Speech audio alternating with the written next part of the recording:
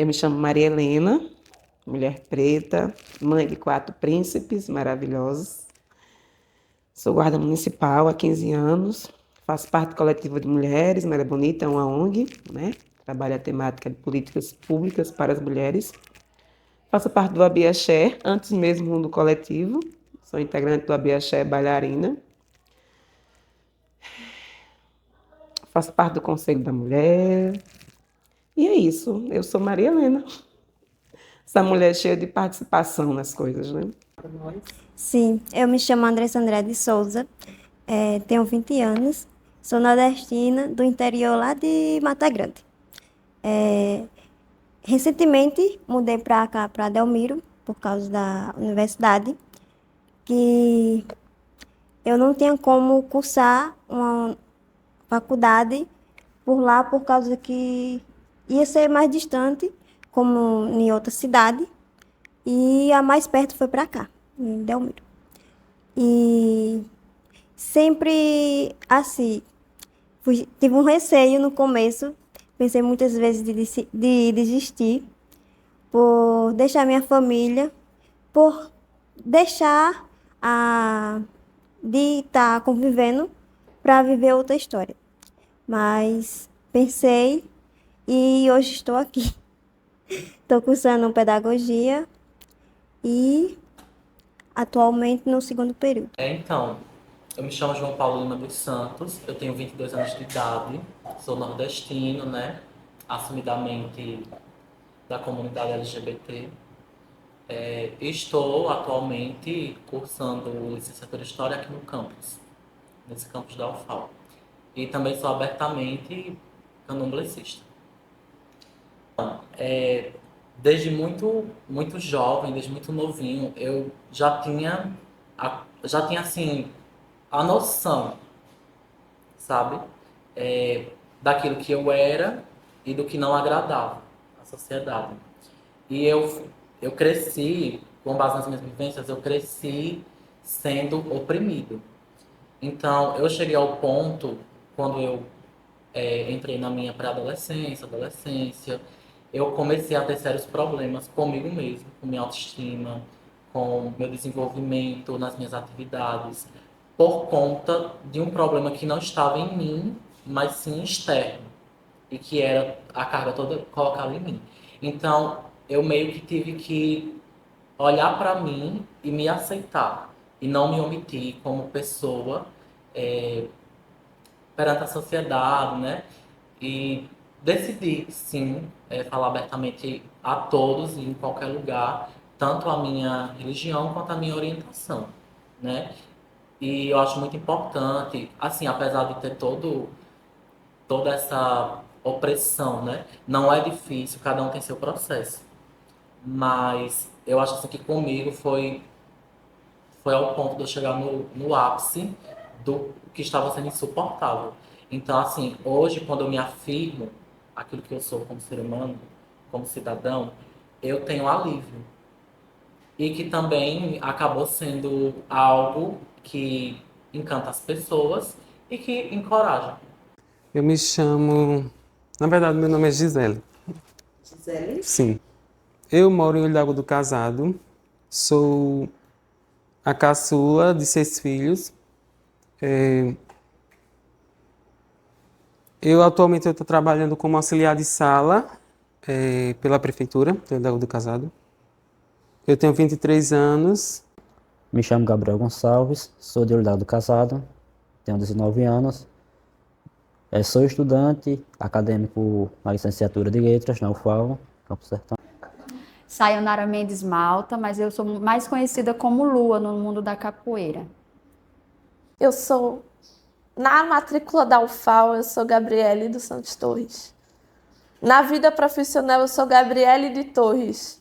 Mas como a minha vida é 100% feita na base da espiritualidade, eu sou reconhecida na religião islâmica como Nura.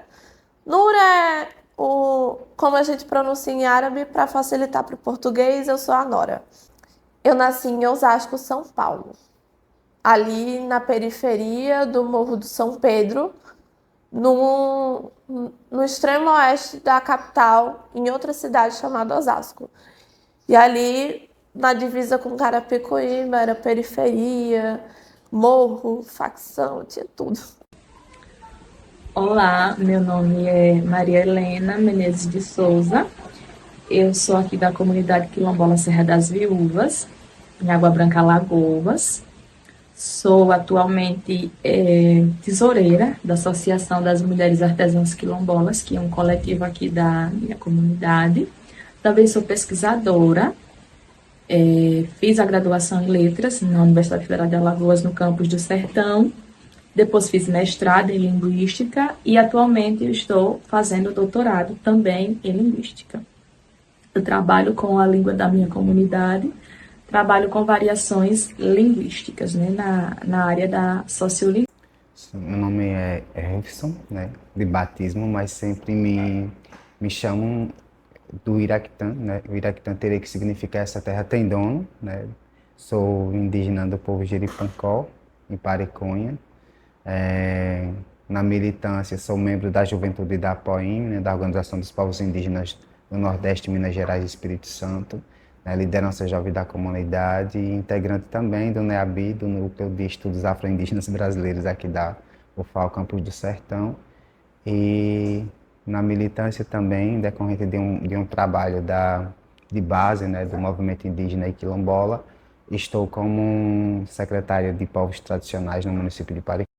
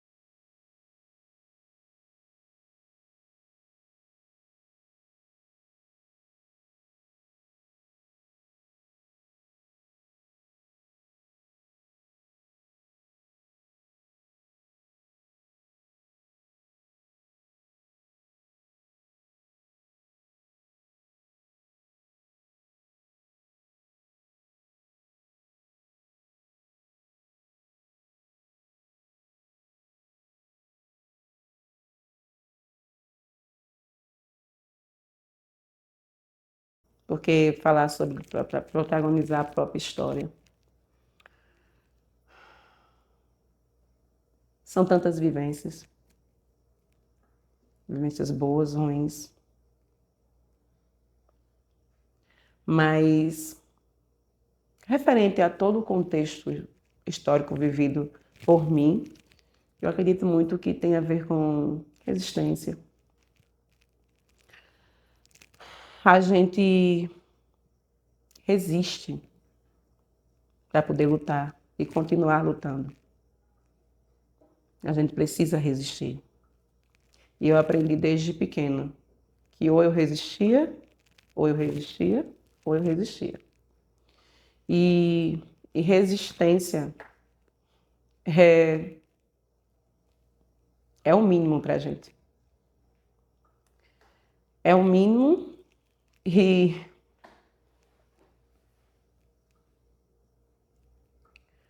é o mínimo e é o necessário para não parar no tempo ou desistir, né? Protagonista da sua própria história. Às vezes eu paro e não consigo vislumbrar tudo isso. Às vezes eu olho e penso, foi um pesadelo ou foi um sonho que eu vivi? Porque é coisa, viu? Mas eu também consigo compreender e enxergar que tudo o que passou, eu não vou dizer assim não, foi importante, eu precisei viver aquilo, precisei uma ova. Precisei não. Mas eu vivi. E aí, como eu vivi, eu aprendi a superar. E aí é onde eu falo. Eu resisti. Infelizmente eu vivi. E graças a Deus eu resisti. que a gente não precisa sofrer. Eu fico triste quando eu escuto as pessoas dizer, foi vontade de Deus. Eu fico muito triste quando eu escuto as pessoas falarem isso. Porque eu não acredito em um Deus que quer nos dar dor. Eu não acredito. E aí, é isso, resistência. O que você gostaria de dizer para as pessoas em uma situação semelhante à sua?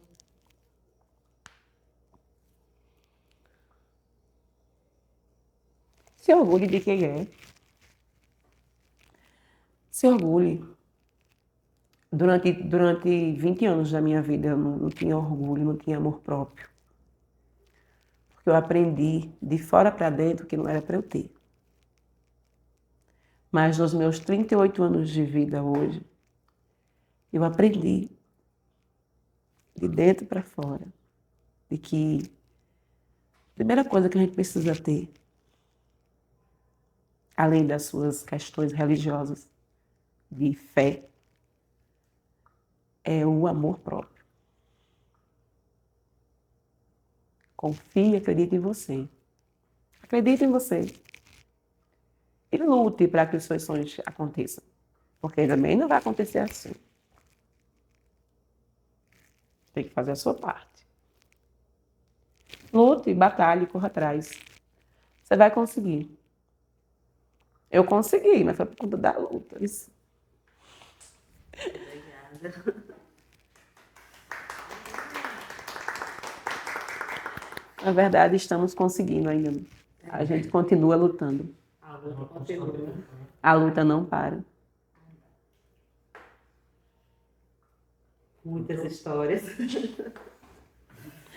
Muitas, muitas, muitas. Vai ficar. Sim, ter um olhar diferente,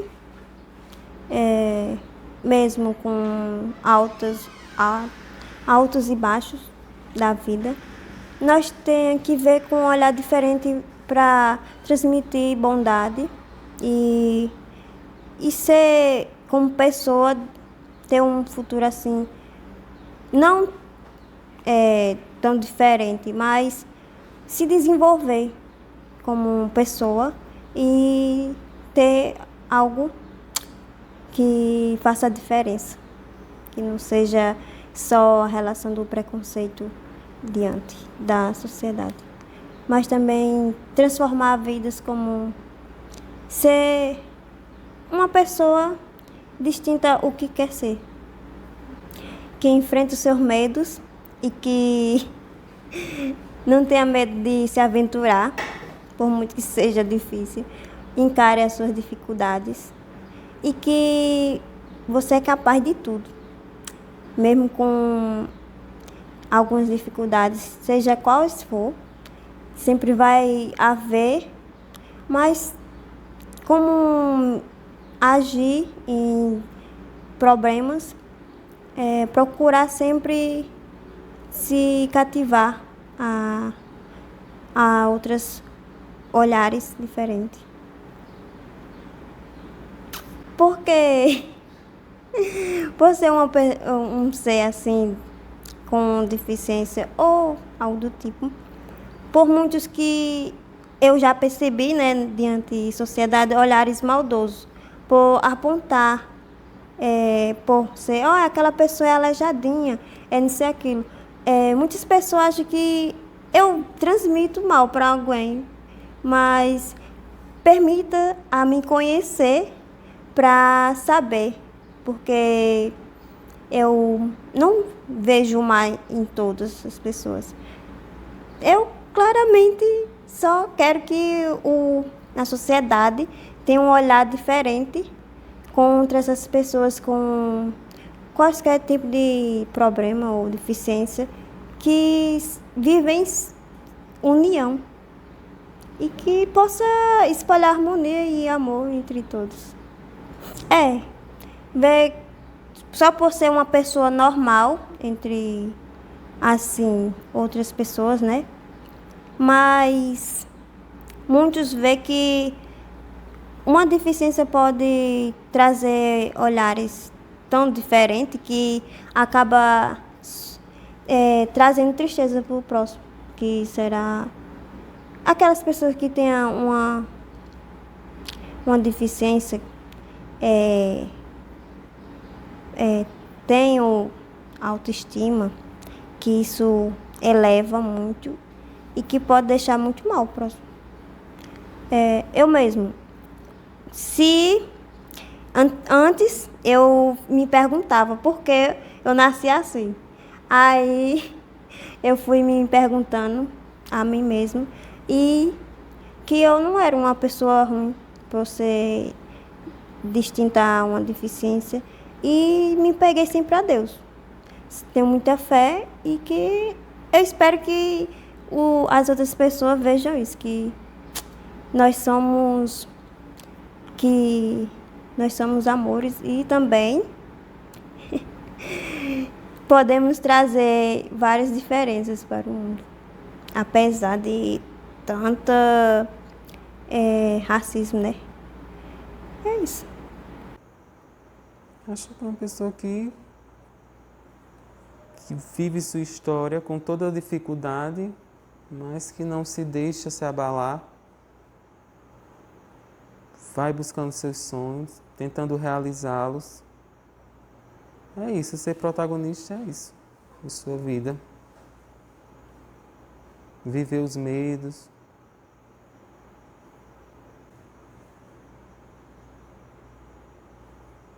Que tenham paciência, tenham fé, amor, que tem que ter um pouco, se não tiver a pessoa desanda. E viver um dia de cada vez e é isso. Bem, se possível, um relacionamento bom, trabalhando.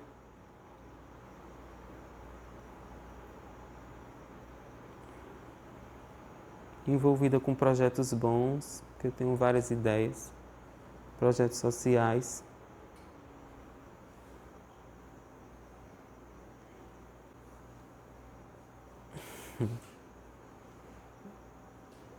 Tipo, tirar pessoas da prostituição, pessoas trans da prostituição, incluir mais.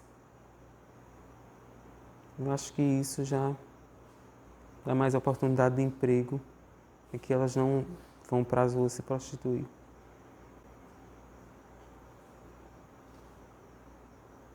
Ela tem acho que os mesmos direitos que uma pessoa heterossexual tenha. Direito de emprego, direito de entrar nos locais e não ser taxada por seu gênero. É isso, inclusão é isso. Não, até agora não.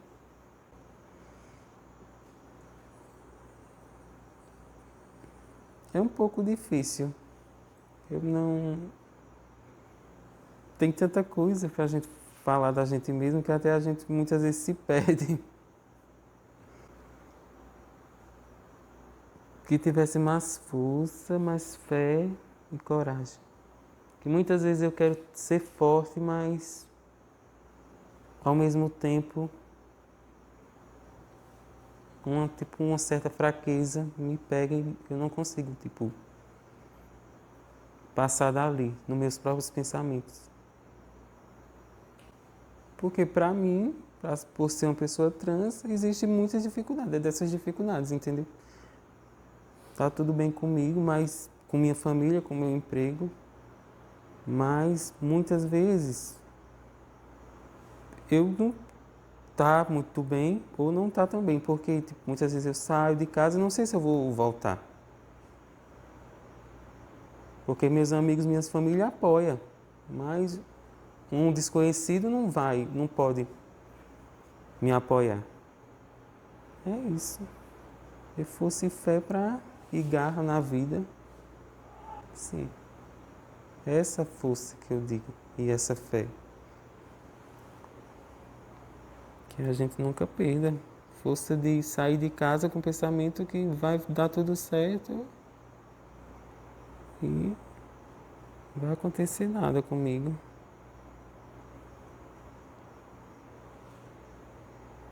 Você se sente valorizada como pessoa? Um pouco. Agora aí.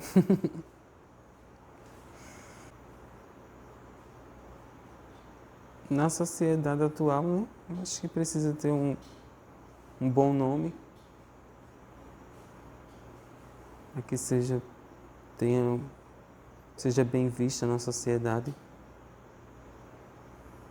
Um bom emprego. Para a sociedade, né? A sociedade quer isso. Sim, acho que sim.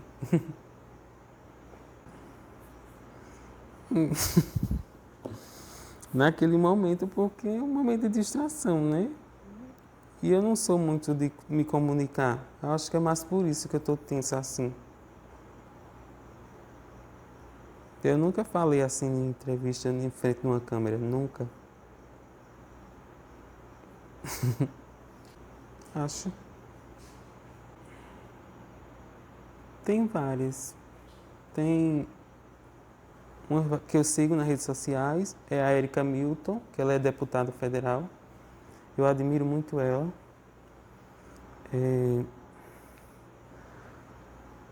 A Pablo Vittar, eu adoro muito ela. Tem uma conhecida minha, colega que ela é de Maceió, que é a Isis Florescer, que ela é escritora, que ela é do PT. Eu admiro muito elas, por elas já terem ganhado um certo espaço. Gostaria que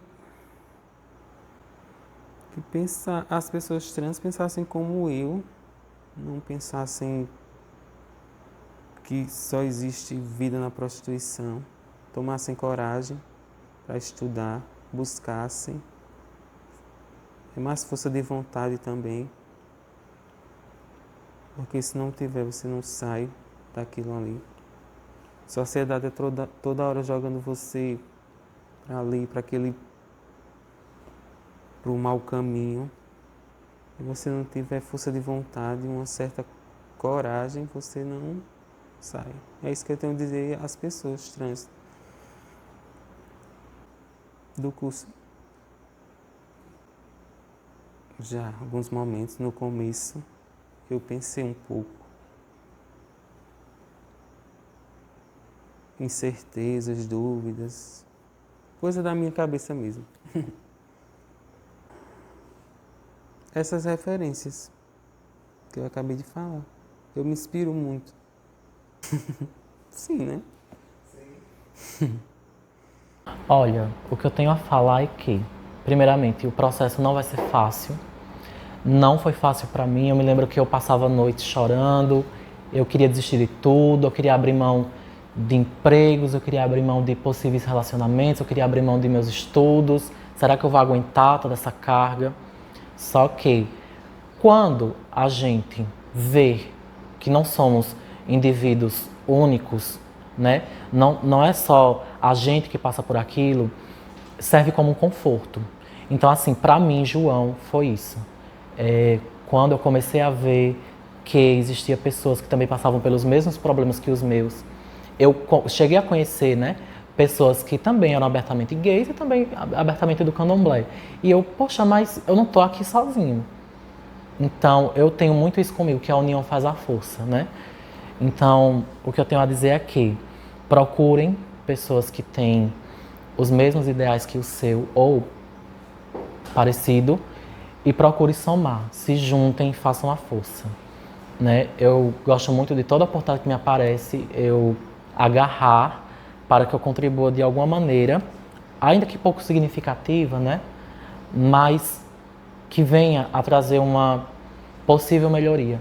Porque por muito tempo fomos pessoas silenciadas, por muito tempo fomos pessoas oprimidas. Então, essa é a hora. Se não for aqui, quando será, né? Então é isso que eu procuro, é isso que eu falo. Unam-se, porque só com a união a gente vence o preconceito. Então, eu pretendo terminar minha graduação, né? Eu quero fazer minha especialização, minha pós. Eu tenho muito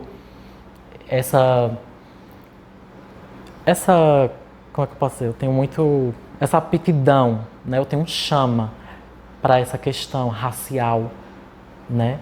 Para essa questão de como as religiões afro são tratadas, né? Eu quero muito trabalhar futuramente alguma coisa com isso, né? Me especializar nisso ou fazer alguma coisa voluntária, algum projeto, né? Voltado a isso, porque me enriquece como ser humano contribuir. Porque quando a gente se compadece com o problema do outro, e que não é um problema isolado, mas sim de uma comunidade, de um povo, e que a gente consegue, dentro de nossas vivências, fazer por onde contribuir, para mim é gratificante. Então, para o meu futuro, eu quero, dentro das minhas limitações, contribuir sempre, sempre para essas minorias. Protagonista de si mesmo. Digamos assim, você não precisa ser exatamente protagonista, mas também você pode ser o escritor dela. Você pode mudar a sua história, você pode mudar o jeito que você interage e assim mudar também o olhar das pessoas quando olham para você.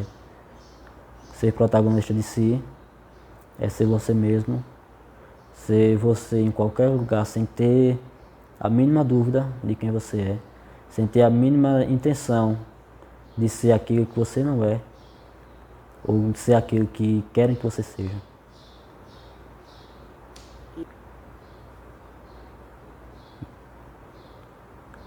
É difícil, não é fácil. O que importa é você tentar, mesmo que caia, tente, mesmo que erre, tente, se levante, recolha os cacos, se reconstrua. Você mesmo pode dar a força que você precisa ter, você mesmo pode dar a luz que você precisa tanto. Então você é a única pessoa que pode dizer ou não se consegue ou se não consegue. Você é a única pessoa que pode dizer eu quero chegar lá e realmente chegar. Não existe obstáculo maior do que você mesmo. Valeu a pena. Toda a dor que foi passada, todo o sofrimento, cada lágrima que caiu, valeu a pena. Valeu a pena mesmo. Na verdade, eu tenho um primo. Na verdade, eu não o considero como primo, sim como irmão. É uma pessoa, é e quero que continue sendo essa pessoa. Que eu quero muito ele ter ele por perto. Que nas piores fases da minha vida ele estava lá. E através dele foi quando eu tive meu primeiro contato com a Umbanda. Foi através dele que eu conheci um pouco mais da história da minha própria família, que eu não sabia. Então, ele foi, digamos assim, o meu início na Umbanda foi através desse primo. E através dele eu conheci melhor a mãe dele. E pode ser minha prima, mas eu não tinha tanto contato. Que a mãe dele é mãe de santo também. E através dela foi que eu conheci um pouco da história da minha família, dos meus antepassados e tudo. Então, ele foi esse início. Como sempre, eu sou daqueles alunos do fundão, não os bagunceiros, mas tem aqueles mais quietos que fica na dele. Então, eu, meu primo e outro colega nosso, que também está tendo esse mesmo contato que eu, na mesma época que eu praticamente, teve esse mesmo contato com as mesmas pessoas. Sempre comentamos sobre nossas experiências, comentamos sobre o que havíamos pesquisado, o que queríamos fazer, como seria a Umbanda, como seria a gente na Umbanda. E algumas pessoas ouvindo isso, certo? Já começavam a olhar para a gente com um olhar mais diferenciado. grupos das meninas, digamos assim, que era 100% delas, católicas, todos os domingos, praticamente todos os dias estavam dentro de uma igreja. Houve uma separação, não diretamente, mas recuaram, não interagiam muito com a gente como interagiam no início, antes da gente falar publicamente assim. Fazíamos grupos juntos, mas após a gente conversar, relatar sobre isso, sobre a Umbanda especificamente, essas pessoas recuaram, formaram outros grupos e fomos afastados deles. Praticamente a licenciatura, quando vai, digamos assim, vai lecionar na escola, vai lecionar para algumas pessoas, vai interagir com aquelas pessoas, e o ser professor nesse ambiente, do ponto de vista pessoal, para mim, ser professor, ele deveria instigar os alunos a quererem se autoconhecerem, a querer se autoavaliar também, isso é necessário, e que as diferenças existem, que isso é normal, não importa sua ideologia, o que digam, o que não digam, isso existe, diferenças existem, mas que o respeito também existe. E dentro de uma sala de aula, eu, como um futuro professor, pretendo levar isso e deixar bem claro para os alunos que não importa o que eles querem, não importa o que digam, você é você. Se outra pessoa disser que você não é, prove para ela. Você é tudo, você pode ser, você pode ter tudo que você quer. Mas isso vale lembrar também que a sua mente, a sua forma como você interage, a sua forma como você lida com as questões, lida com as diferenças, lida com a sociedade em si, é bem importante ressaltar que não é fácil, que não vai ser da noite para o dia, vai ter críticas atrás de críticas, mas que dentro da sala de aula, e isso é importante, deixar que os alunos possam se expressarem de forma, digamos, como eles realmente são, porque na escola é lugar disso. De você se expressar, dar sua opinião e sem esperar ser julgado, sem esperar ser criticado, sem esperar ser rejeitado, que a educação é exatamente isso. É uma fonte de transformação. É uma metamorfose, digamos assim, para ser mais exato. Você entra de um jeito, mas você não vai sair do mesmo jeito. Cara, essa é forte. Tava torcendo para que não viesse essa. O legado da capoeira é indizível. Indizível. Não tem como descrever. Não tem. Depois de eu, particularmente, eu fui diagnosticada, meu primeiro diagnóstico veio em 2013. Diagnóstico de câncer de mama. E eu tinha tudo para largar a capoeira. Tinha a oportunidade, tinha um motivo, e eu não larguei. Então, assim, capoeira propriamente dita, além de ser a minha segunda pele, é o legado vivo. É um legado vivo. E só quem realmente é capoeira entende do que eu estou falando. Quem não é, realmente não vai entender não, vai achar que é, mas é complicado.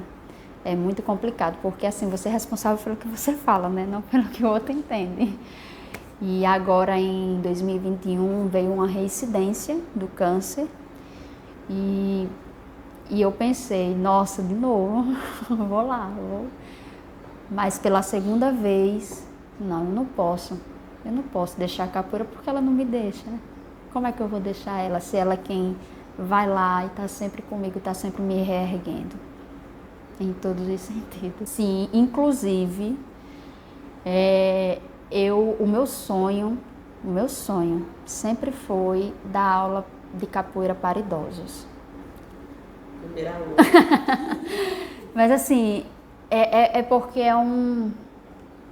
nessa perspectiva é mais qualidade de vida.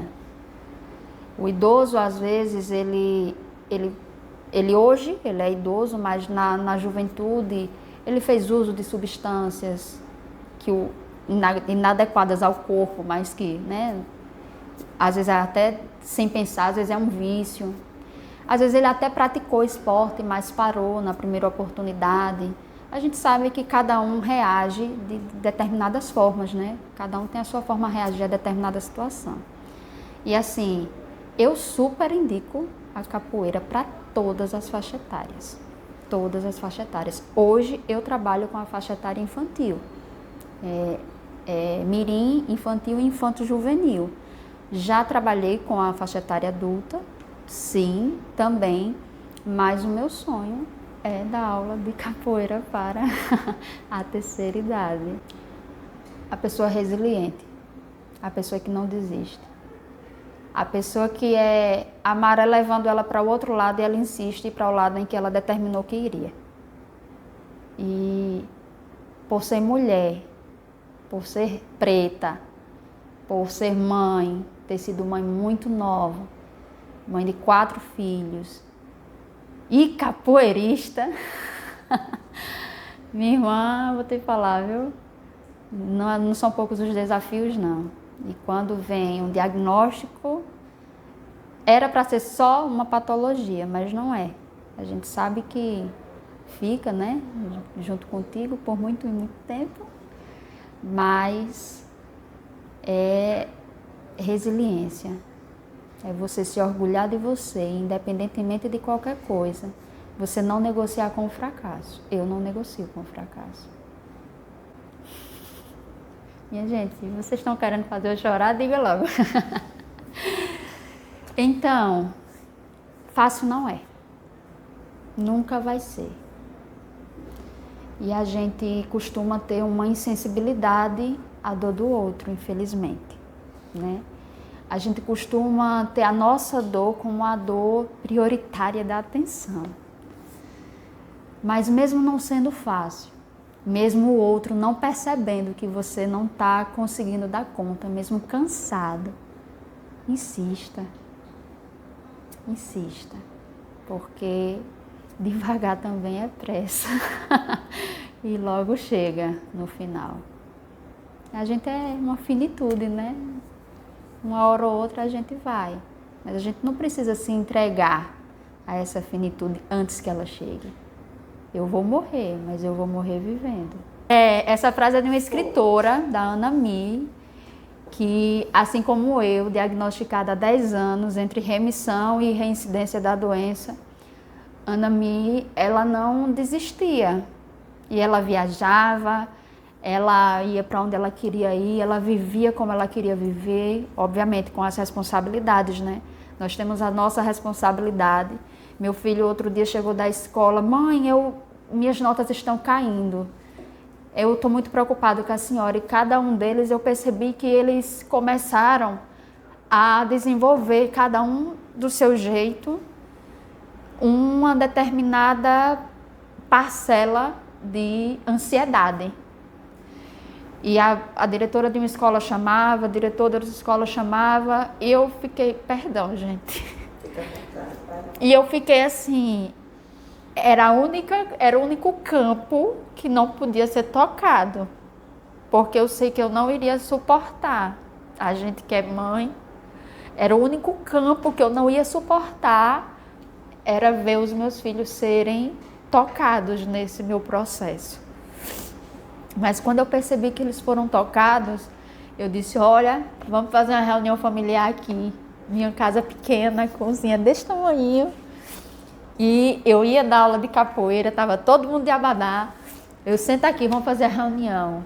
Todo mundo grilou o olho, porque lá em casa, né, quando eu falo desse jeito, todo mundo já sabe que boa coisa não é. Então, quando eu sentei, aí sentou um, sentou outro, aí, eita mãe, o que é? Eu disse, olha, é o seguinte, vocês sabem que eu não negocio com fracasso, mas para eu me manter firme na caminhada, eu preciso ver vocês bem.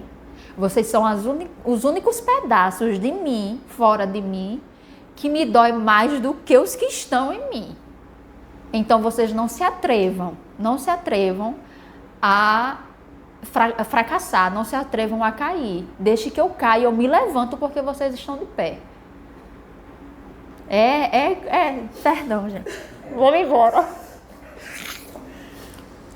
Eu digo a vocês, e todos os dias eu falo pro meu marido, hoje pode ser realmente o último dia. Inclusive, eu encontrei com Maria Helena na última vinda, já estava indo para revisão, agora já preciso fazer outros exames. É muito, sabe? O meu problema é metastástico, então assim, é questão de onde e quando vai aparecer de novo. Então assim, né? E Deus é muito maravilhoso, porque Deus me deu um problema, mas eu tenho o problema e o problema não me tem. Eu tenho o câncer, mas o câncer não me tem. A morte vai chegar e vai me encontrar vivendo, porque eu vou estar lá. Eu viajo aos meus eventos, eu vou dar as minhas palestras, eu vou dar minhas oficinas. E não paro não. O marido diz, mulher, o povo olha assim e diz, não, é mentira, não tem não doença não, essa doida. Eu disse, é desse. Mas o bom é isso. O bom é que eles pensam que eu sou saudável mesmo, que assim ninguém fica, vicinha. E quando fica assim, eu digo, olha, sai, vai pra lá, que não dá certo não. Porque tem gente, né, que fica assim. Eu digo, por isso que eu gosto da criança. A criança chega, ela tem um filho que é meu aluno e ele é autista. Mas pense numa criança que tem sensibilidade aguçada. E ele não demonstra emoções. Ele não demonstra emoções. Se ele está feliz, ele está aqui. Se ele está triste, ele está aqui. No último sábado da semana retrasada, né? Que passada foi agora, da semana retrasada. Eu, Madison, tu tá bem? Ele, eu tô com saudade de tu. Ele, eu também. Eu disse, tu tá triste? Ele, não. Você tá parecendo que tá triste. Ele, mas eu não tô, não. No primeiro dia de aula dele, gente, parece brincadeira, mas eu fui para casa preocupada. Primeiro dia de aula, aí ele chegou, aí terminou a aula, aí eu fui levar ele pro pai, lá na frente. Aí eu disse, e aí, Madison, tu gostou? Aí ele, não. Aí eu chegou ali assim, eu digo, pronto, o menino não gostou. Aí ele, eu amei. Só que como ele não expressa nenhuma, ele não tem expressão. Aí ele, não. Aí arrodeou a moto. Aí eu ia dizer o que depois disso, né? Né? Aí ele, eu amei, quarta-feira tô aqui de novo.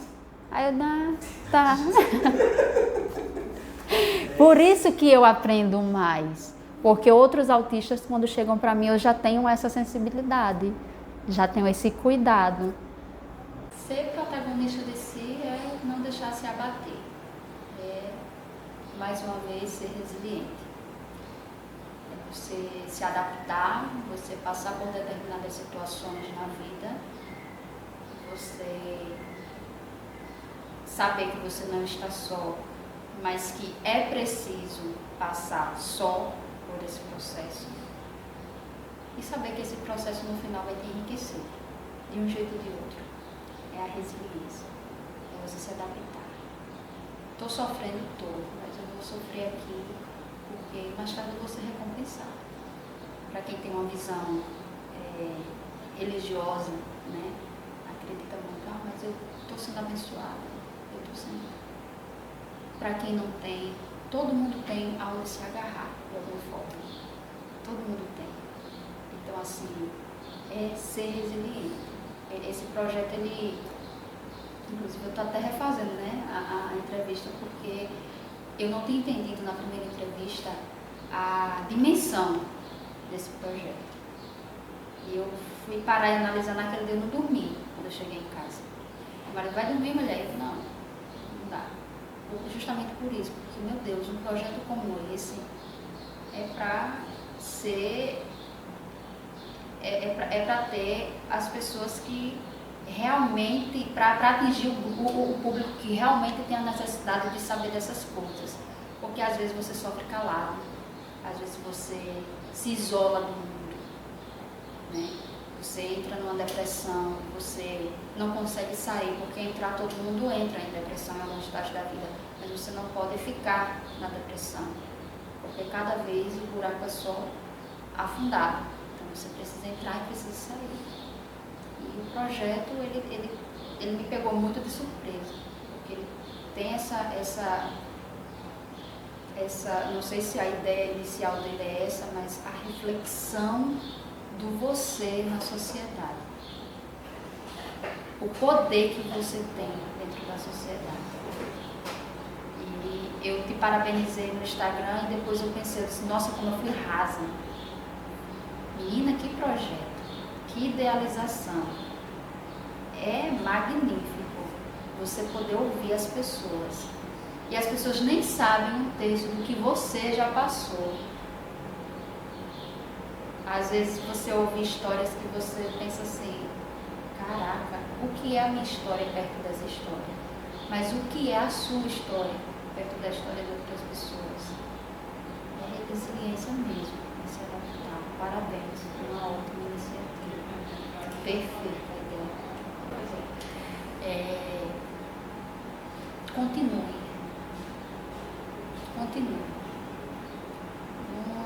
Não desista não, é difícil. É muito difícil. Mas a gente precisa seguir. A gente não pode sentir a pancada, cair e ficar deitado. Você sente a pancada, levanta, respira, toma um ar e se prepara, porque a vida ela não sabe apanhar não, mas ela sabe bater. E a gente precisa saber apanhar, né? Porque bater todo mundo também sabe, mas a gente precisa aprender a apanhar e não ficar no chão. É levantar e ir de novo, seguir em frente. A maré está levando você para um lado, mas se você quiser chegar do outro lado, você precisa nadar contra a maré. Então nade. Isso. Caraca! Conseguiu. Se eu chegar lá, que eu espero chegar,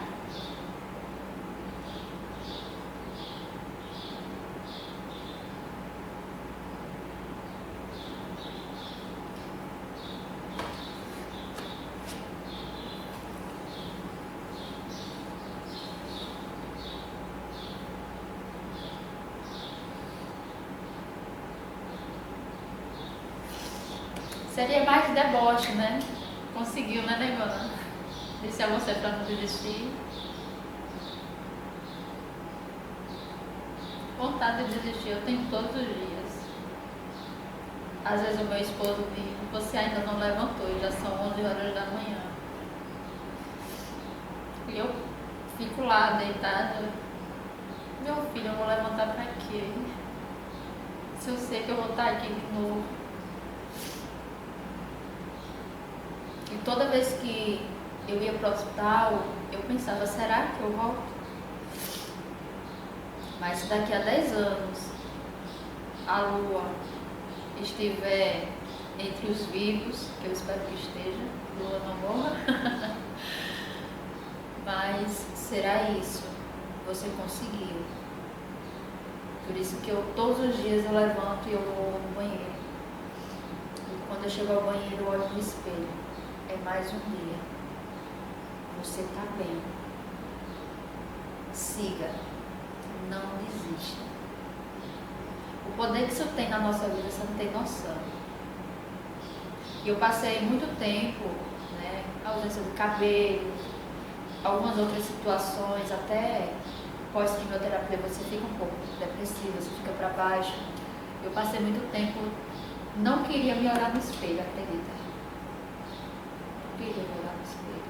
E eu era aquele tipo de pessoa, sempre fui aquele tipo de pessoa, ainda sou, que olha pra pessoa e diz, você é foda, siga, você é uma pessoa incrível.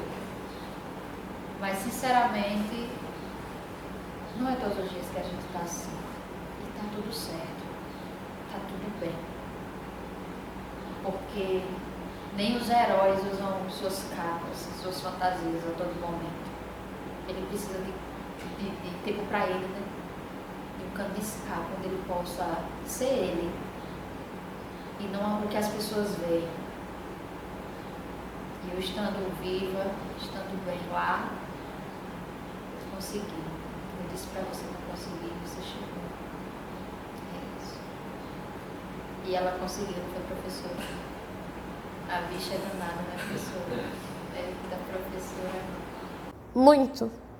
Inclusive, até interessante comentar, porque eu falei que aqui eu encontrei, aqui na UFAL Delmiro, eu encontrei um universo mais de curiosidade, perguntar. Eu prefiro até que me perguntem do que pesquisem numa plataforma tipo o Google, porque a mídia, a hegemonia da mídia colocou o muçulmano como terrorista. Então, dependendo do que você pesquisa, você vai achar informações falsas. Mas aqui eu encontrei muita curiosidade, porém, quando eu viajo para lugares fora daqui, por exemplo, a capital, Maceió, eu sinto o peso de estar vestida como eu me visto. Já tiveram diversas situações, desde uma pessoa em pleno restaurante universitário começar a debochar do Alcorão porque eu me sentei na mesma mesa, escutar coisas como o islamismo é a derrocada do mundo. Eu faria questão de fazer um artigo científico sobre isso. Ou até mesmo em espaços fora, por exemplo, um Uber. O Uber pede para tirar foto comigo como se eu fosse uma atração, como se eu fosse assim, uma peça rara para ser fotografada, uma estrela. E isso incomoda muito, porque na nossa simplicidade a gente quer andar normal, anônimo, todos os dias, fazendo nossas orações e tranquilo. Mas essas coisas nos expõem de forma a afetar nossa segurança.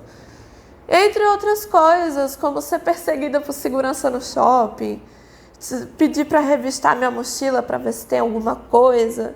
Se eu entrar no banheiro e sair sem uma mochila, tudo entra em estado de alerta. Vai ter uma bomba, vai explodir alguma coisa. Escutar isso de ser mulher bomba e tudo mais.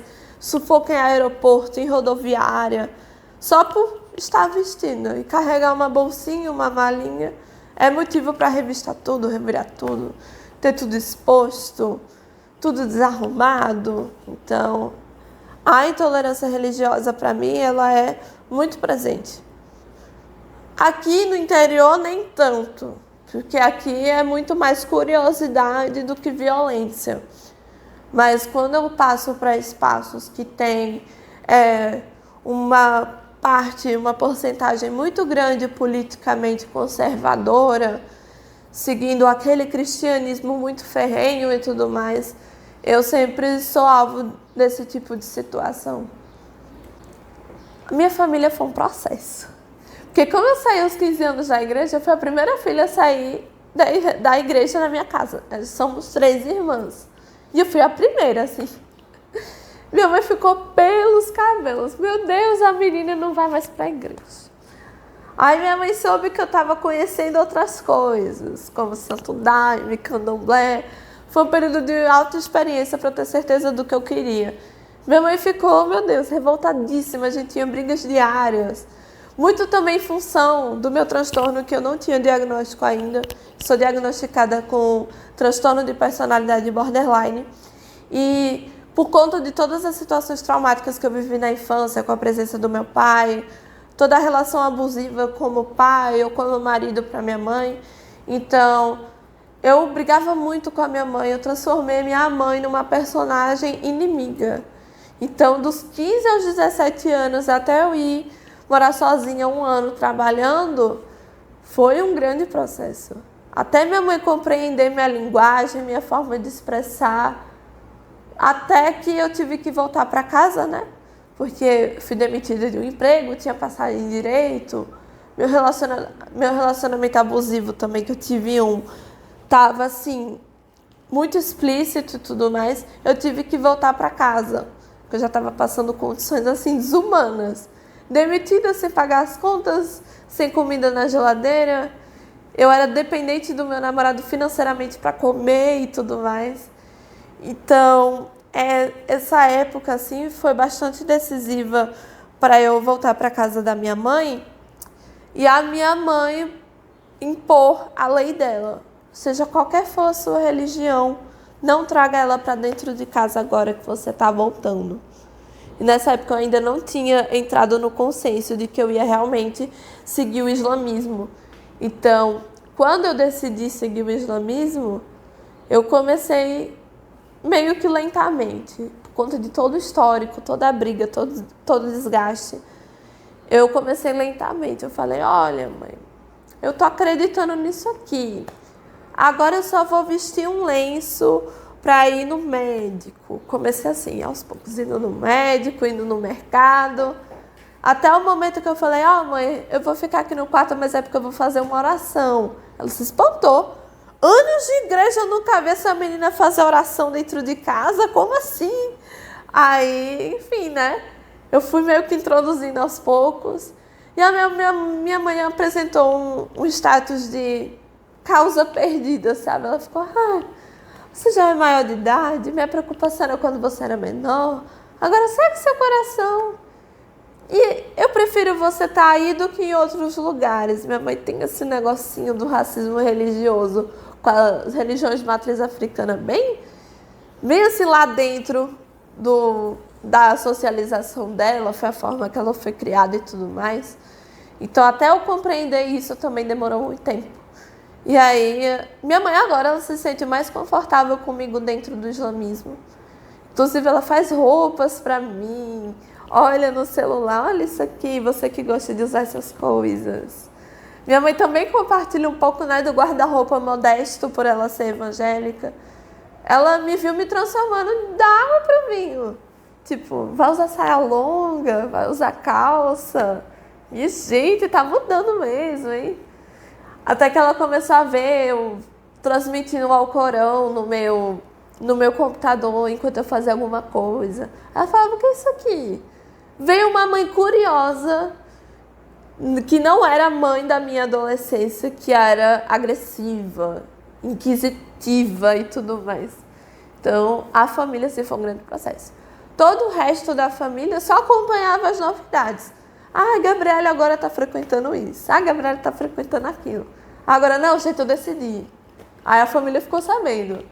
Mas lugar, assim, de confronto mesmo foi muito dentro da minha casa.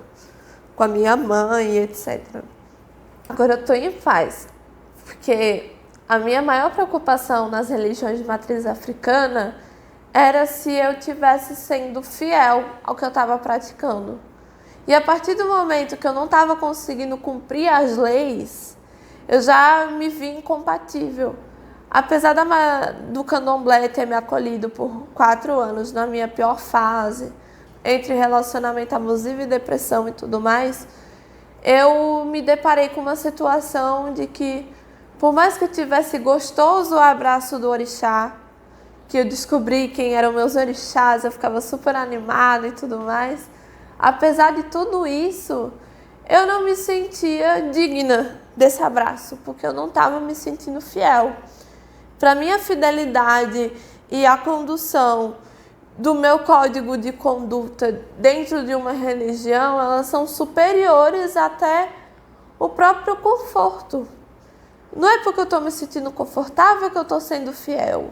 E aí entravam esses embates na minha cabeça. Então, agora eu sinto que eu estou sendo fiel. Eu me sinto até desde a infância muçulmana, porque eu literalmente voltei para casa. É super compatível com a minha infância e tudo mais. Então, agora eu realmente me senti num lugar não só de ortodoxia, não só de novas leis e de códigos, mas eu me sinto até mais livre. Vestida do jeito que eu tô, com calça comprida, lenço no cabelo, etc. Eu me sinto mais livre agora, porque nos últimos anos eu tinha uma crise de identidade enorme com o meu corpo e tudo mais. E agora eu estou vivendo uma grande liberdade de me mostrar, de me apresentar, de tirar foto. Então, eu me sinto 1000 vezes assim mais confortável agora do que antes. Primeiro que eu gosto de estudar história. Eu gosto de estudar história mundial, etc. E eu acompanho muito conteúdo de resistência, né? Antes eu acompanhava a resistência brasileira, a resistência da América Latina, toda a história Cuba, Brasil, América do Sul e tudo mais. Os movimentos nos territórios norte-americanos. Eu acompanhava tudo muito assim. Mas houve um momento na pandemia que o mundo estava entrando em crise. Então eu não consumia só o conteúdo relacionado à minha região. Toda hora surgia uma notícia de um lugar diferente em relação à Covid, em relação à prática religiosa com a pandemia, etc. E foi assim que eu conheci algumas pessoas nas redes sociais que eram muçulmanas e que apresentaram um Islã que eu não conhecia. Porque a gente vê pela TV, a gente acha que o Islã é religião das mulheres oprimidas. Que elas estão sempre de cabeça baixa para o marido e não sei o quê. O marido pode ter 4 esposas e ela só pode ficar num lugar. Toda essa situação que as mulheres estão sempre expostas à violência. Mas quando eu fui conhecendo essas pessoas, elas me apresentaram o Islã livre, o Islã liberto. O Islã que a mulher faz tudo. A mulher vai fazer sua peregrinação sozinha agora. A mulher, ela pode trabalhar. Eu descobri que o Islã foi a primeira religião a legalizar o divórcio antes do cristianismo e tudo mais. Então, eu conheci um Islã livre através dessas pessoas. E aí foi quando eu comecei a estudar, eu tive contato com uma editora árabe que mandava livros gratuitos.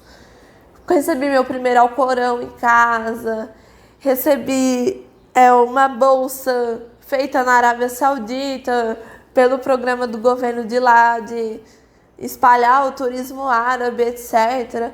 E tudo assim, foi chegando essas coisas na minha casa, eu fui lendo e acompanhando a prática e o dia a dia dessas pessoas que eram parecidas comigo, eram mulheres jovens e tal.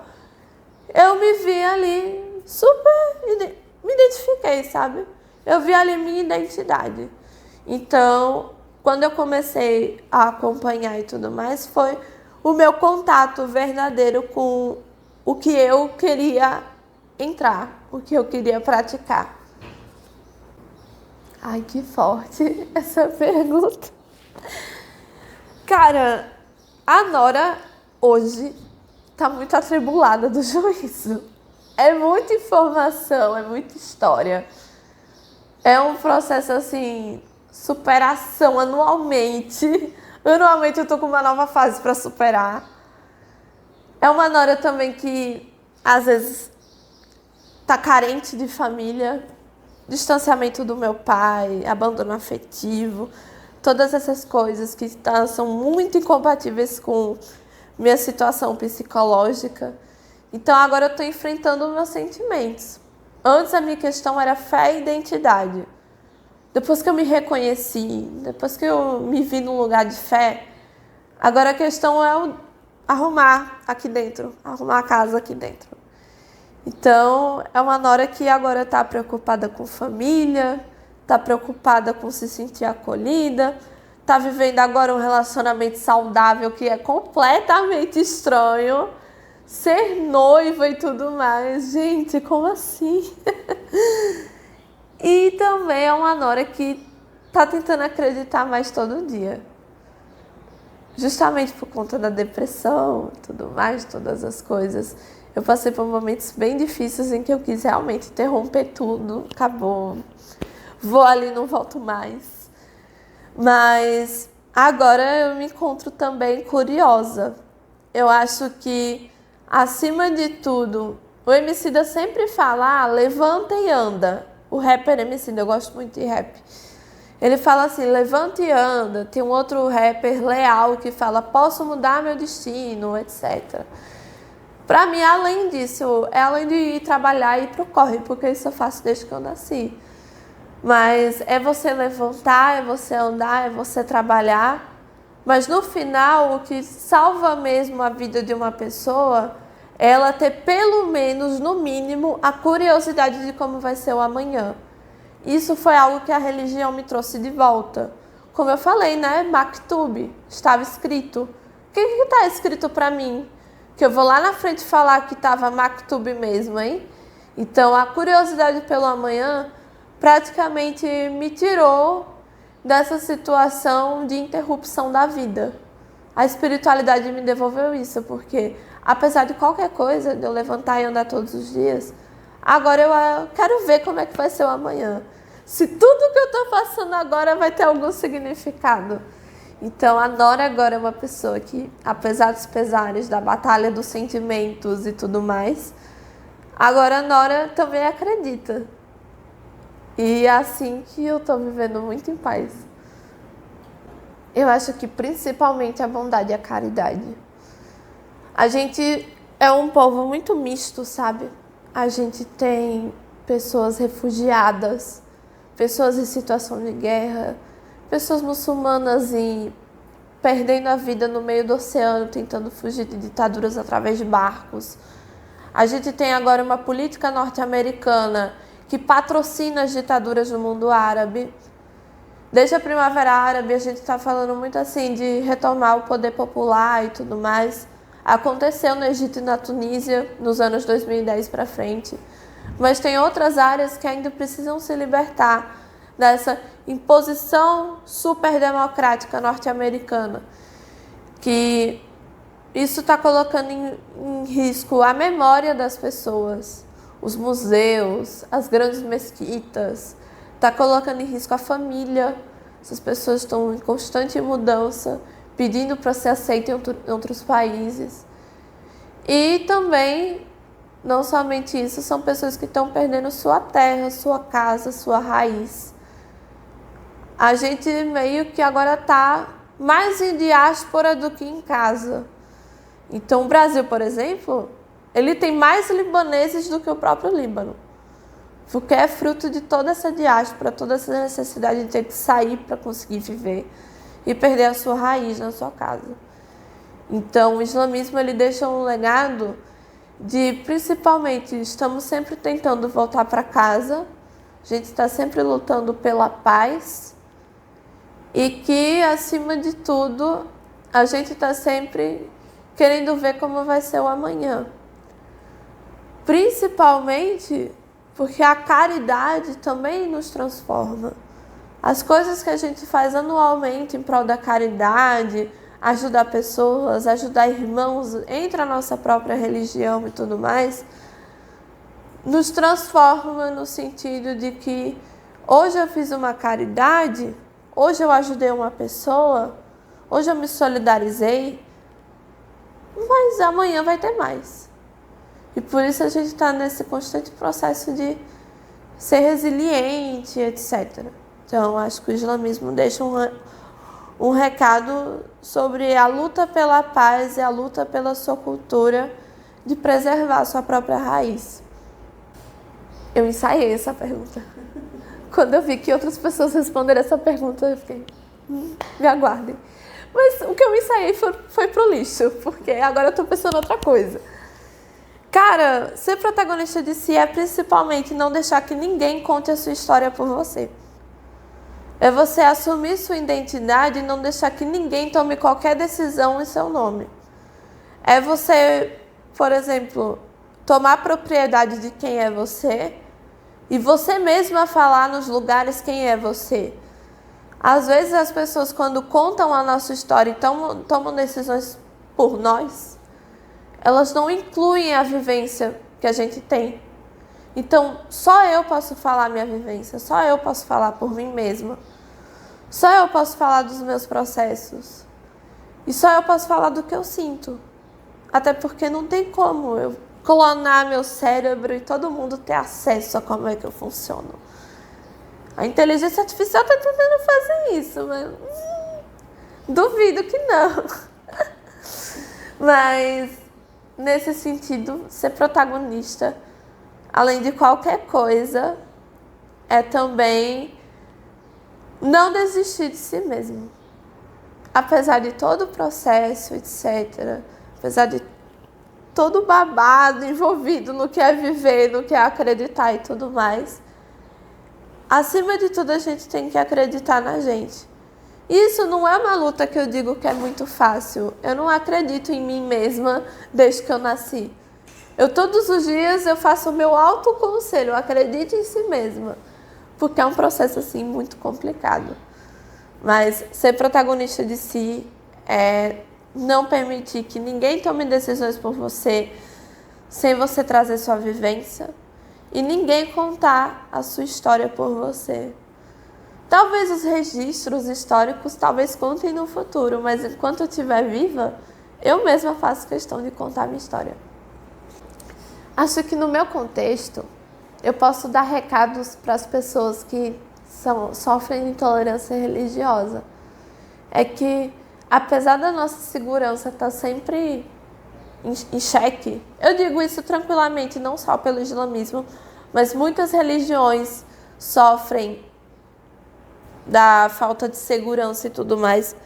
Se essas pessoas estão sofrendo com isso, acho que, apesar da gente ter muitas práticas para zelar pela nossa segurança, essas pessoas não devem desistir do que acreditam. Essas pessoas não devem dar o microfone, passar o bastão para o Estado e dizer, vocês venceram. Porque eu acho que acreditar é, acima de tudo, não desistir do que você acredita. Antes de você ter fé, você primeiro assume que você não vai desistir de acreditar em alguma coisa. Então, meu conselho é para que não desistam, resistam e que não importa qual for a nossa jornada aqui no mundo, nosso legado, pela nossa resistência, vai sempre florescer mais do que o que a gente sofreu ao longo do caminho. 10 anos é muito tempo.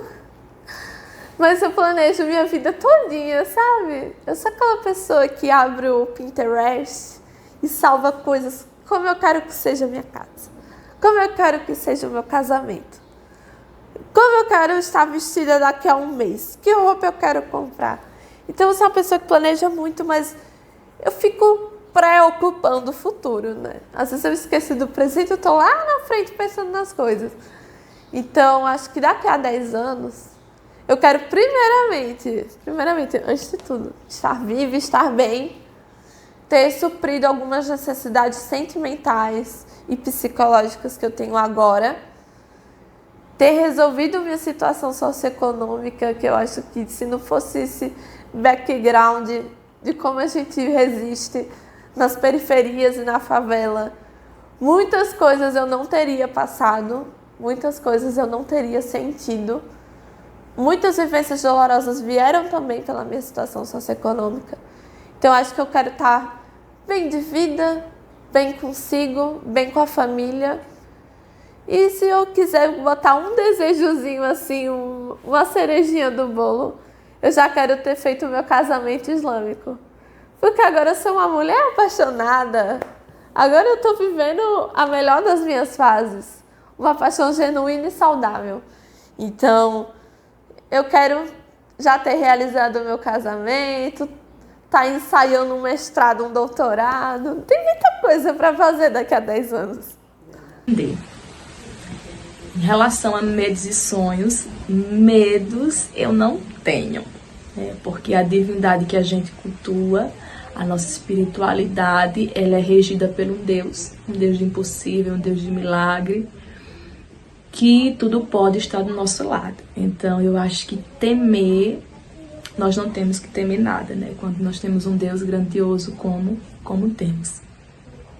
Agora, sonhos, eu não vou falar nem de mim, nós sonhamos com uma comunidade melhor, que tenha um saneamento básico de qualidade, água encanada, uma escola de qualidade, um posto de saúde, né?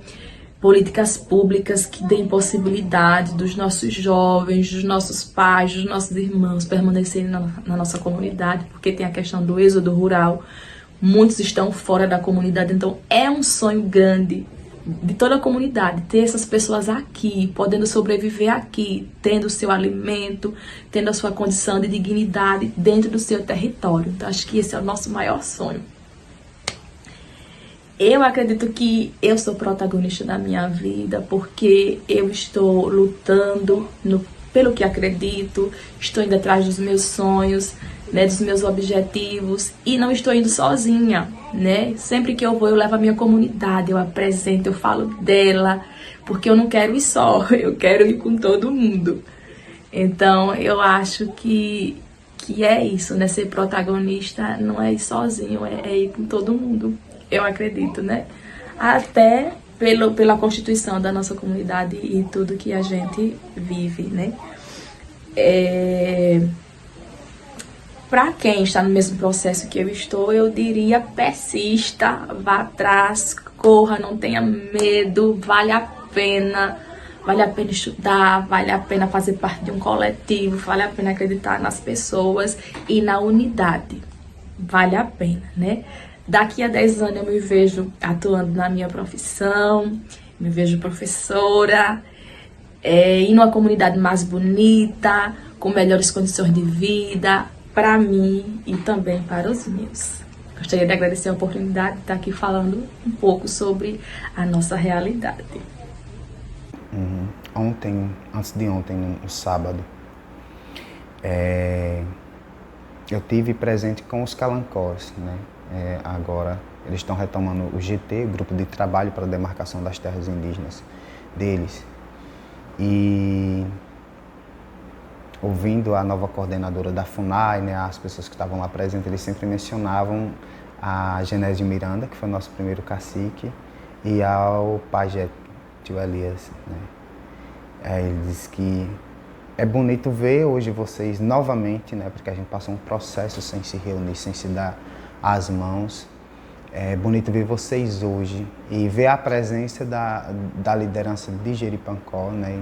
Eu fui representar como juventude e o apoio que Jeripancó tem dado a essas comunidades, aos Catoquim, aos Caruazu, aos Calancó e aos Cuiupancá, quando na sua afirmação étnica para reconhecimento do Estado. Então, Jeripancó, falar de Jeripancó e desse legado que Jeripancó tem, é dessa união. Nós sempre fomos um povo pacífico. A gente sempre recebeu os nossos parentes de braços abertos. E não só parentes também, mas todos aqueles que vão lá, né, a gente recebe de braços abertos. Porque a forma de ser de Jeripancó, ela não é a priori do centro porque é uma comunidade indígena, mas que ela abre espaço também a outros povos, né? Que abraça também a outros povos. E a gente deve ser assim, os grupos no Brasil devem ser assim, porque só assim a gente vai reconhecer a história do outro, só assim a gente vai respeitar a especificidade do outro. Se você for restrito também demais, não é bom, né? Existem coisas particulares das nossas comunidades, existe sim, mas que a gente deve ser aberto, né, para poder o outro conhecer a nossa realidade e também falar. Não é como você está dizendo, eu estive em Jeripancó, é dessa forma, né? Eles precisam realmente do direito à terra, do direito à educação diferenciada, porque eles são específicos, né? Eu acho que no Brasil é uma diversidade, né, de diferenças. E a gente não só preza, falando nessa questão da diferença, que a gente sempre ouve muito, vocês têm carro a hora que quer na porta de vocês para atender na saúde, vocês têm escola, vocês têm ginásio, poliesportivo. Aí eu disse assim, eu acho que se a gente tem isso, eu tenho certeza, dentro do Conselho Municipal de Saúde eu disse isso, eu tenho certeza. A nossa forma de organização social, quando a gente vai brigar, quando a gente vai para a luta, a gente discute muito. Antes de ter um copo, qualquer coisa que tenha lá numa instituição que a gente conseguiu, num prédio físico, foi fruto de uma discussão. De a gente sentar nas reuniões, a gente dizer, a gente precisa disso. E aonde a gente vai conseguir isso? Vamos se organizar para ir lá, bater na porta do órgão que deve dar isso. A Política Nacional de Atenção à Saúde dos Povos Indígenas, ela foi construída no estado de Alagoas, a referência, Maninha Chucuru Cariri, né? E é modelo para todas as etnias do país, né? Por quê? Jeripancó também contribuiu muito na pesquisa do antropólogo Ivan, né? Falando da dramas, doenças e narrativas do povo Jeripancó, para atestar essa particularidade, né, do uso da medicina tradicional, do ser Jeripancó e de pensar a questão da saúde e não medir só o físico, mas sim o espiritual também, corpo e mente e espírito. E é por isso que a gente tem uma saúde específica e diferente, de acordo com as nossas particularidades. Porque antes da medicina do branco vir, eu falo branco, mas não índio, né? Antes da medicina ocidental, vou chamar assim, vir, a gente já tinha a nossa própria medicina tradicional. A gente já se tratava. E a forma de tratar a saúde do Jeripancó difere das dos Caruazu, por mais que seja do mesmo tronco étnico, difere das do Chucurucariri e das mais de 300 etnias do país, né? Porque cada um tem seu sistema tradicional de cura, as suas especificidades e o seu georreferenciamento. Por isso foi criada a Secretaria Especial de Saúde Indígena, que é a SESAI, né, que através da PENASP, a Política Nacional de Atenção à Saúde Indígena, faz com que essas comunidades elas sejam atendidas de forma diferenciada. E não é fácil você manter essa política lá, dentro do Congresso Nacional, que a todo tempo é um corte de gastos na saúde. Daí vamos municipalizar a saúde indígena, e quando diz vamos municipalizar, a gente vai e ocupa BRs. Às vezes esses índios não têm o que fazer, só vivem brigando. Não, a gente está garantindo o que a gente pôs lá, que está lá na Constituição, que ao longo do tempo a gente construiu e está lá. Se é lei, a gente precisa que isso seja garantido. Por isso que eu disse, né? Vocês têm carro a hora que quer? Não, é fruto de discussão. Enquanto a gente está aqui num conselho, seja ele municipal, estadual, para discutir questões próprias e não encaminhar o bem da comunidade, vocês nunca vão conseguir. Agora, quando fizer uma luta coletiva que realmente apontar para o Estado, dizer essa é a nossa necessidade e a gente quer dessa forma, a gente consegue, né? O Jeripancó e os povos indígenas do Brasil, eles são exemplo disso. Eu me considero uma pessoa protagonista de mim, né? A minha primeira referência, eu vou aqui nesse espaço, né, que é o espaço do estudo, do conhecimento, eu vou contar o meu primeiro desejo de entrar na Universidade Federal de Alagoas, né, através de um outro estudante que já fez o curso aqui, foi professor na aldeia e disse: vocês têm direito de estudar em uma universidade, vocês têm direito de se manter na universidade através da cota e da permanência. E eu tinha, nessa época, acho que 17 anos de idade. E eu estava com meu irmão e meu tio numa roça, né? A gente está cultivando a mandioca, limpando. E eu disse assim: eu vou estudar na Universidade Federal de Alagoas. E no ano consecutivo eu fiz a prova do Enem, né, e entrei pela cota indígena, né, e recebi permanência para ficar na universidade, né, que é de suma importância também essa assistência dentro da comunidade acadêmica. E daí eu acho que foi meu primeiro espaço de conhecimento de mundo, né, que não era só limitado às questões da aldeia, né, de estar ali representando o conselho de saúde, enfim, de estar conversando com as minhas lideranças. Mas eu vi também no espaço da universidade uma forma de ajudar o meu povo, né, de ter esse conhecimento para levar para o meu povo. Eu acredito que todo indígena que sai, não só indígena, mas eu considero também a comunidade quilombola, né, já fazendo referência lá em Pariquã também a presença desses quilombolas, que saem para estudar fora na universidade, eles devem dar retorno ao seu povo, né? Porque se nós estamos aqui hoje, ocupando esse espaço, é porque antes de nós, teve aqueles que fizeram o caminho para a gente ocupar isso hoje, né? A gente se forma professores, médicos, enfermeiros, para dar assistência ao nosso povo, né? Não a questão de limitar só a raça, mas que isso, ocupar um espaço como esse é uma dívida histórica do país, mas também é uma conquista muito grande quando você está presente. E eu sempre digo, mesmo que eu não consiga me formar pela ocupação que tenho, né, dentro da minha comunidade, mas eu sempre vou ser grato ao espaço que eu me permiti estar lá. Porque se naquele momento eu dissesse eu não consigo ocupar aquele espaço, eu realmente não ia conseguir.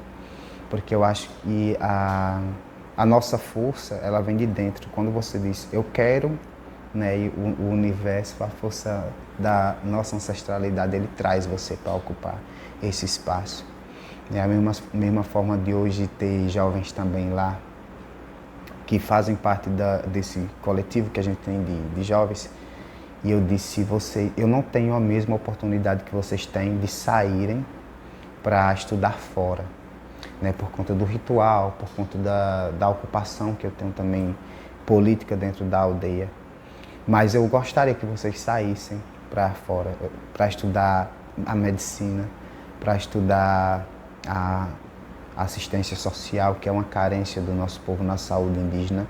E graças a Deus, fruto dessa discussão, hoje a gente tem, né, na Universidade da Bahia, né, na UFBA, um indígena fazendo serviço social, que foi do grupo Tonantoá e que hoje integra o PET Comunidades Indígenas e que futuramente vai voltar para a nossa comunidade, assim quero, para dar retorno ao nosso povo. E também a gente tem um outro estudante indígena fazendo medicina, né, que provavelmente a pesquisa já é com o Ijeripancó e vai voltar para o Ijeripancó. Então, ser protagonista da nossa história é isso, você se permitir, você tá lá presente nas discussões do seu povo, você dá retorno ao seu povo. E numa outra pesquisa, né, igual essa, me perguntaram, você se imagina o quanto você é importante para o seu povo? Eu disse, não, eu não sou, eu não me vejo assim. Mas porque você tem você conhece muitas pessoas, você conhece várias instituições, você cobra pelo direito do coletivo, não é pelo individual. E eu disse, eu não enxergava isso em mim. Mas talvez não seja para mim enxergar, né? Porque eu acho que quando o ser humano ele enxerga o seu potencial, ele coloca seu ego acima do seu potencial. E quando você vem cumprir a missão do qual eu já falei, você não deve enxergar isso, né? Só segue. Se você dizer qual é o meu futuro, eu não sei, porque o meu futuro está na mão de Deus e das forças encantadas. Aonde eles me levar e me manter a minha matéria firme e viva, né, eu vou. Seja para contribuir pela luta do meu povo, né? Seja para se encantar também futuramente, porque aqui eu falo, eu já tive medo de se encantar, de não estar aqui falando hoje nesse processo que a gente enfrentou, né? Que os povos indígenas do Brasil eles enfrentam, né?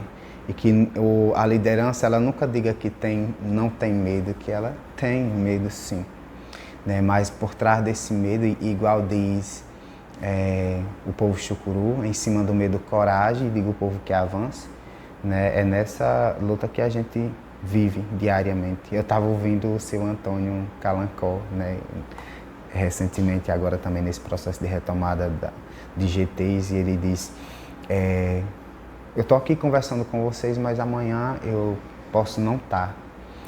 E ele disse assim, mas se eu não tiver, vocês sabem quem foi que me encantou e vocês não deixem essa luta parar. Então é isso que move assim, a nossa luta diária dentro da comunidade indígena. Eu acho que uma das coisas que mais me move para falar pelo meu povo você ferir a minha comunidade, você ferir o meu direito. Eu não vou lhe dar, eu vou lá em cima, tal direito diz que eu tenho direito a isso, então eu exijo esse direito. E eu acho que você, quando eu sou indígena porque quando você indígena vai se apresentar, né, na minha condição, eu digo, eu sou do povo Jeripancó. Então, quando você fala do povo Jeripancó, você não fala só de você fala de um povo, né, de uma nação, de uma ancestralidade. Acho que é isso. É difícil ver essa pergunta, mas deixa-me ver. Eu me vejo como uma pessoa que saiu da sua comunidade, que estudou, né? Para mim o título não é nada mais. Para muitos o título é muito mais. E eu digo que o título não é nada mais. O que vale é o conhecimento que você tem, que você adquire através do tempo, né? Eu não sei o que o futuro me reserva, mas eu tenho planos futuros, né, de ocupar espaços na política local do meu povo, né, espaços na política do meu município, né, o qual já venho tendo. E eu sempre, o meu interior diz, quando você teve daqui a 10, 20, 30 anos, eu queria repousar. Como todo mundo quer repousar. Viver para meu encanto, viver para o meu ajucá dentro de um poró, né? Talvez nos meus 40 anos. Mas é igual ao ensinamento de uma tia minha, né, Pancararu, que ela mostrou os dedos para mim assim, ela disse, meu filho, na vida do ser humano, você mede pela palma de sua mão. Ela disse que esse dedo pequeno é você criança, né, ainda jovem. Esse dedo você está na fase da adolescência, esse você está adulto. Depois até que você conquista, que é na sua fase dos 40 anos, tudo que você quer na vida, né, porque você ainda tem saúde. Passou dessas fases dos 40 anos, você volta a ser criança. E ela remeteu ao dedo mais velho da mão, né? Então, ela me passou nesse percurso, né, o que eu poderia alcançar na minha vida. Então, até aos meus 40 anos de idade, eu vou correr atrás dos meus sonhos. E depois cuidar da minha saúde e repassar toda a minha trajetória de luta, né, que eu não quero contar para minhas crianças, né, meus filhos, os filhos dos meus filhos, uma história ruim, mas também uma história de legado, né, de luta pelo meu povo.